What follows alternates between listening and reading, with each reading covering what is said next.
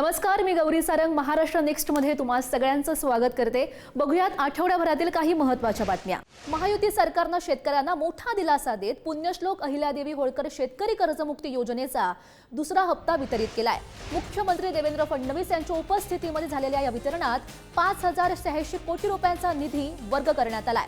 या दुसऱ्या टप्प्यात तब्बल 6,36,036 पात्र शेतकऱ्यांना कर्जमुक्तीचा लाभ मिळालाय। पहिल्या आणि दुसऱ्या टप्प्यात आतापर्यंत 10,115 कोटी रुपये वितरित करत 12,58,000हून अधिक शेतकऱ्यांना कर्जमाफीचा लाभ देण्यात आलाय। या योजनेत एकूण 32 लाखांहून अधिक शेतकऱ्यांचे कर्ज माफ तर 23 लाखांहून अधिक शेतकऱ्यांना प्रोत्साहन अनुदान देण्याचं नियोजन आहे।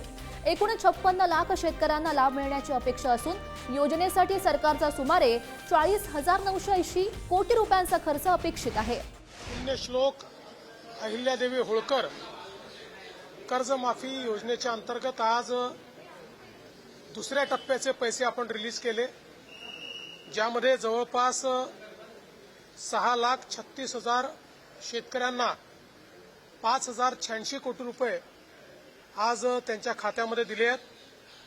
2 टप्पे मिळून 12,56,000 शेतकऱ्यांना आता कर्जमाफी मिळाली आहे। मुंबई महानगर प्रदेशातील वाहतुकीला मोठी चालना देणाऱ्या मेट्रो 13 मीरा भाईंदर ते वसई विरार प्रकल्पाला राज्य सरकारच्या पायाभूत सुविधा समितीची मान्यता मिळाली आहे। 17,725 कोटींच्या या प्रकल्पामुळे मीरा रोड, वसई, नालासोपारा, नायगाव आणि विरार शहरं मेट्रोनं जोडली जाणार आहेत। 25 किलोमीटरच्या या मेट्रो मार्गामुळे प्रवासाचा वेळ सुद्धा कमी होणार असून 2031 पर्यंत रोज सुमारे 4,49,000 प्रवासी प्रवास करतील असा अंदाज आहे। पाहुयात कसा असेल मेट्रो 13 प्रकल्प। मीरा भाईंदर ते वसई विरार प्रकल्प खर्च 17,724.99 कोटी। एकूण लांबी 25.3 किलोमीटर। उन्नत मार्ग 21.78 किलोमीटर। भूमिगत मार्ग 3.25 किलोमीटर। एकूण स्थानक 16, उन्नत स्थानक 13, भूमिगत स्थानक 3। पांजू बेटासाठी 4.92 किलोमीटरचा 6 पदरी पूल। 2031 मध्ये अपेक्षित प्रवासी 4.49 लाख प्रतिदिन। प्रकल्प पूर्ण करण्याचं लक्ष्य मान्यतेनंतर 5 वर्ष। भारत अमेरिका भागीदारीतून महाराष्ट्राच्या विकासाला नवी गती मिळेल असा विश्वास मुख्यमंत्री देवेंद्र फडणवीस यांनी व्यक्त केलाय। मुंबईमध्ये Indo American Chamber of Commerce National Convention 2026चं उद्घाटन मुख्यमंत्री फडणवीस आणि भारतातील अमेरिकेचे राजदूत सर्जिओ गोर यांच्या उपस्थितीमध्ये झालं। यावेळी सर्जिओ गोर यांनी महाराष्ट्र जगाच्या नकाशावर प्रगती पथावर असल्याचं सांगत मुख्यमंत्री फडणवीस यांचं कौतुकही केलंय। I'm also delighted to see a dear friend of mine, and that is the Honorable Chief Minister Fadnavis. And I wanna say one thing, because I've traveled the world and I've met a lot of leaders. You have somebody here who's dynamic, who's energetic, who cares about what he does. Maharashtra is on the map for 2 reasons. One is Mumbai. The second is your incredible Chief Minister. नवी मुंबईमध्ये नशामुक्त नवी मुंबई अभियानाच्या अंतर्गत campus connect उपक्रमाचा शुभारंभ मुख्यमंत्री देवेंद्र फडणवीस यांच्या उपस्थितीमध्ये झाला। यावेळी मुख्यमंत्री फडणवीस यांनी सहभागी युवा आणि विद्यार्थ्यांना अंमली पदार्थ मुक्त जीवन जगण्याची सामूहिक शपथ दिली। तरुणाईनं अंमली पदार्थांपासून दूर राहून आरोग्यदायी आणि सकारात्मक जीवनशैलीचा स्वीकार करावा असं आवाहन करण्यात आलं।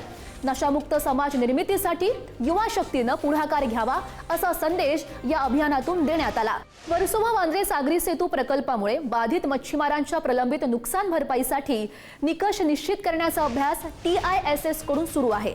टाटा इन्स्टिट्यूट ऑफ सोशल सायन्सेसचा अहवाल प्राप्त झाल्यानंतर 2 महिन्यात मच्छीमारांना भरीव नुकसान भरपाई देण्याबाबत सकारात्मक निर्णय घेतला जाईल असं उपमुख्यमंत्री एकनाथ शिंदे यांनी सांगितलं।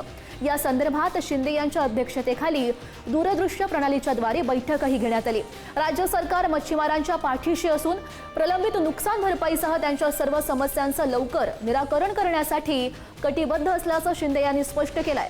सावित्रीबाई फुले यांच्या जीवनकार्य आणि परिवर्तनवादी विचारांची साक्ष देणाऱ्या 28 ज्ञानशिल्पांचं लोकार्पण सावित्रीबाई फुले पुणे विद्यापीठात करण्यात आलं। या ज्ञानशिल्पांमधून शिक्षण, मानवता, समता आणि सामाजिक न्यायाचा संदेश नव्या पिढींपर्यंत पोहोचेल असं उपमुख्यमंत्री सुनेत्रा पवार यांनी सांगितलंय। या ज्ञानशिल्पांचं लोकार्पण करणं हा आपल्यासाठी आनंदाचा आणि अभिमानाचा क्षण असल्याचं त्यांनी नमूद केलं। कार्यक्रमाला विद्यापीठाचे कुलगुरू प्राध्यापक डॉक्टर सुरेश गोसावी, कुलगुरू प्राध्यापक डॉक्टर पराकाळकर, कुलसचिव प्राध्यापक डॉक्टर कपिल पवार यांच्यासह मान्यवर उपस्थित होते. या सगळ्या बातम्यांसह महाराष्ट्र नेक्स्ट मध्ये इथेच थांबते. पाहत राहा पुढारी न्यूज.